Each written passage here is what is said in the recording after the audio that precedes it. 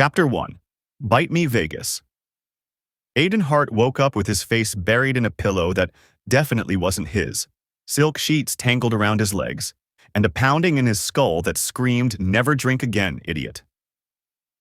The suite was too clean, too luxurious, and too suspiciously quiet.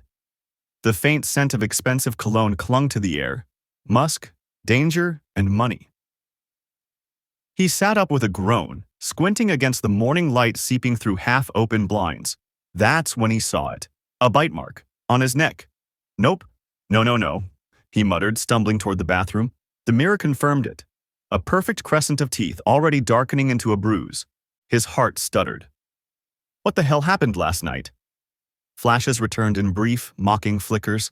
Neon lights, loud music, shots he definitely shouldn't have taken, and golden eyes staring at him through a haze of smoke.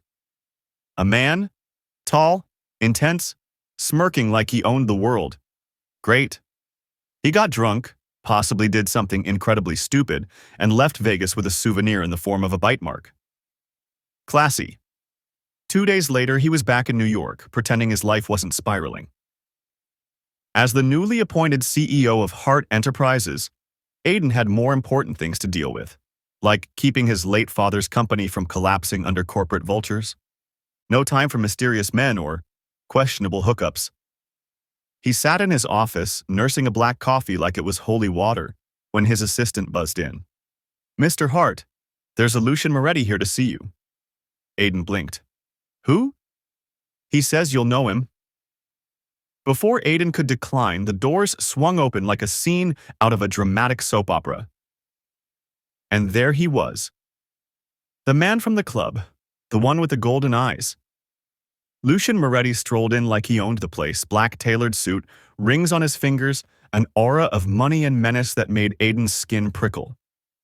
"Nice office," Lucian said, voice smooth and amused. "But I preferred the suite in Vegas. You were far more vocal there." Aiden stood, eyes wide. "Excuse me." Lucian's lips curled. "You don't remember. That's disappointing. But it doesn't change the fact that we bonded." "We what?" "You're mine now, Aiden. I claimed you that night. Marked you." His gaze flicked to the fading bite on Aiden's neck. "And you didn't say no." Aiden's brain short-circuited. "Okay, Mr. Mafia Drama, I don't know what weird Twilight fanfic you think we're acting out, but I'm not yours. There is no bond. I was drunk, probably drugged, and you probably bribed someone for that bite." Lucian only chuckled. "Deny it all you want. You'll feel it soon." 3 weeks later, Aiden was throwing up in the morning. His moods were all over the place. Food smelled weird. His scent was changing. The doctor confirmed it. The impossible, the absurd. He was pregnant. Alpha? Aiden Hart. Pregnant. He stared at the test results in stunned silence, muttering just one word. Vegas. Chapter 2. Denial, Sarcasm, and Stalking. Aiden Hart had faced hostile boardrooms, aggressive investors, and the occasional shady businessmen who reeked of danger. But nothing, absolutely nothing, prepared him for Lucian Moretti's level of commitment to stalking. It started subtly, a sleek black car parked across from his building. Security footage showing the same man in tailored suits, casually leaning against lampposts. And then, Lucian showed up at his board meeting. Not as a visitor. As a major shareholder. "You bought shares in my company?" Aiden hissed under his breath as Lucian took a seat at the meeting table like he'd always belonged there. Lucian smirked. "Just protecting what's mine." "I'm not yours," Aiden snapped, his voice a low growl. "Tell that to the baby," Lucian replied calmly, sipping his espresso. "The bastard even brought his own espresso machine to the office. Who does that?" Avoiding Lucian became impossible. He was there when Aiden left his penthouse. He was there at the cafe Aiden never told anyone he liked. And the final straw? He showed up at the OB/GYN appointment. In disguise. Wearing sunglasses and a hoodie. Aiden spotted him immediately. "You're a billionaire mafia king. Why are you lurking in the hallway like a creepy teenager in a hoodie?" Lucian tilted his head. "Your doctor seemed nervous. I wanted to ensure no one harmed you or our child. Okay. I'm going to pretend I didn't hear that. Lucian didn't respond. Instead, he handed Aiden a paper bag. What is this? Soup. You skipped lunch. I don't even... Wait. Is this chicken broth with ginger and scallion? Lucian looked smug. You said you liked it. I don't recall. You mumbled it in your sleep in Vegas. I took notes. Aiden gawked. You took notes? Lucian was a walking contradiction. He'd kiss Aiden's temple gently in the morning and snap someone's wrist in the evening for daring to look at Aiden for too long. He'd cook elaborate meals, make sure Aiden's feet were warm, then turn around and threaten a rival gang boss for daring to send Aiden flowers. You do realize you're insane, right? Aiden muttered, watching Lucian argue with a hitman on his front porch. I'm devoted, Lucian corrected, slipping back inside like it was no big deal. Aiden was flustered, annoyed, grumpy. And, God help him, he felt safe, protected, warm. Which only made it worse. Because he was starting to like it, like him. But he'd rather jump off a cliff than admit that to Lucian. So instead, he said what he always did. You're lucky I don't file a restraining order. Lucian smiled, brushing Aiden's hair off his forehead with soft fingers. You're lucky I'd still love you anyway. Aiden's heart did something inconvenient, like flutter. He scowled harder. Chapter 3. Enemies and Confessions. When Lucian Moretti said, "The world will know you're mine," Aiden thought it was just another dramatic Mafia line. He was wrong. 2 weeks later, the media exploded with headlines. Billionaire Mafia King marries rising CEO. And there Aiden was, dragged, read, coerced with persistent affection, relentless pampering, and the tiniest bit of blackmail, into a wedding that had white roses, champagne fountains, violins, and at least 3 suspiciously powerful men from countries Aiden didn't want to ask about. I can't believe I'm doing this, Aiden muttered, standing at the altar. Lucian stood opposite him, eyes full of warmth and devotion, looking at Aiden like he'd just stepped out of a dream. He even had a silly grin, the kind that made Aiden's insides flutter in a very annoying way. You look beautiful, Lucian whispered, barely able to contain the joy in his voice. Aiden rolled his eyes but couldn't hide the faint blush creeping up his cheeks. Shut up and say your vows. Lucian chuckled. Gladly, husband. Fast forward 5 months. Aiden's baby bump was now very real, and so was Lucian's obsession with it. He wouldn't let Aiden lift a finger. The man once threatened a vacuum cleaner for making too much noise while Aiden was napping. Aiden would never admit it, but he secretly liked the attention, even when Lucian talked to his stomach in a soft voice and kissed it every night like it was the most sacred thing in the world. Then chaos struck.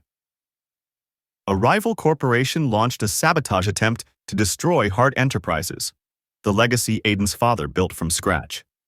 Lucian immediately offered to handle it. And by handle, he meant intimidate them until they cried.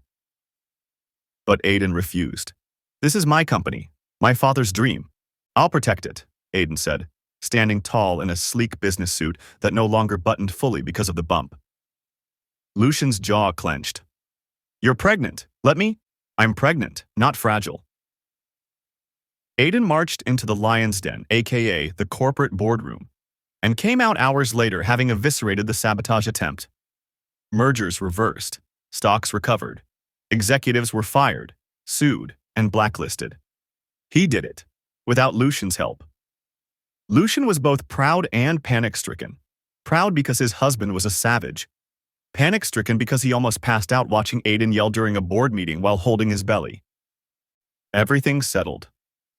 Until it didn't. During a business trip, a rival mafia group cornered Aiden. They nearly kidnapped him. Nearly. Because Lucian arrived like a storm, dressed in wrath and black leather. Gunfire, shouting, broken bones. Aiden barely remembered anything but the feeling of Lucian's arms around him as he was pulled into safety. Once they were back home, Aiden exploded. You promised I'd be safe, he yelled, voice cracking. I'm pregnant, and I almost... His breath hitched. The fear, the anger, the adrenaline, it all crashed at once. Lucian dropped his guard, He held Aiden close, breathing shakily. I can't lose you, he whispered into his hair. You think I'm possessive because I'm obsessed? No, it's because loving you terrifies me. I've never had anything to lose before. Now I have everything to lose. Aiden's hands trembled as he clutched Lucian's shirt. And in that moment, something shifted. Something deep and scary and warm. Aiden didn't say it out loud. But maybe, just maybe, he had started to fall in love with Lucian Moretti. Chapter 4. Mate and Baby. By the 9th month, Aiden Hart was convinced that pregnancy was a cosmic punishment for that one drunken night in Vegas. Don't touch me. But love, I swear, Lucian, if you call me sunshine, one more time while my back feels like I've been hit by a truck. Lucian shut up instantly and offered foot rubs, with lavender oil, on one knee, shirtless. Aiden still called him a ridiculous idiot. But he leaned into Lucian's touch, because deep down, under the sass, mood swings, and back pain, he was hopelessly, undeniably in love with the Mafia king, who now acted more like a golden retriever than a feared billionaire. Their penthouse had turned into a baby paradise. Plush toys, gold-trimmed cribs, and an obscene amount of designer baby clothes, all handpicked by Lucian, of course. I bought 27 onesies, Lucian said proudly one evening. She's going to wear spit and chaos, not Versace, Lucian. Lucian ignored the sarcasm and continued his nightly ritual, talking to the baby bump. Aiden lay in bed, exhausted but glowing, watching Lucian rest his head on his stomach and read fairy tales. With this story, you'll know how to fight dragons, baby girl, Lucian whispered, voice soft and melodic. She's going to fight mafia men like you, Aiden mumbled with a smirk. Lucian only smiled, brushing a kiss against the curve of Aiden's belly. Then came the night. There were no guns, no enemies, no chaos. Only Lucian screaming louder than Aiden as they rushed to the hospital. And hours later, the world stopped. Wrapped in soft pink blankets was her. A baby girl with Aiden's eyes and Lucian's wild, dark curls. Lucian held her like she was the most fragile, precious treasure the world had ever created. My princess, he breathed, voice shaking. You're perfect. Aiden, sweaty, exhausted, and emotional, looked over at his husband, his mate, and their daughter. Lucian glanced at him, eyes glassy but shining. I've killed men for less, he whispered, but I'd die for both of you. Aiden chuckled through tears, reaching for them both. Lucky for you, you don't have to. And in that moment, chaos faded. The mafia, the corporate wars, the enemies, all gone. Replaced by lullabies, warm bottles, soft kisses, and the kind of love that was fierce, messy, and forever. Aiden Hart Moretti had fallen in love with the Mafia king, with their daughter, and with the wild, absurd, luxurious life they built together.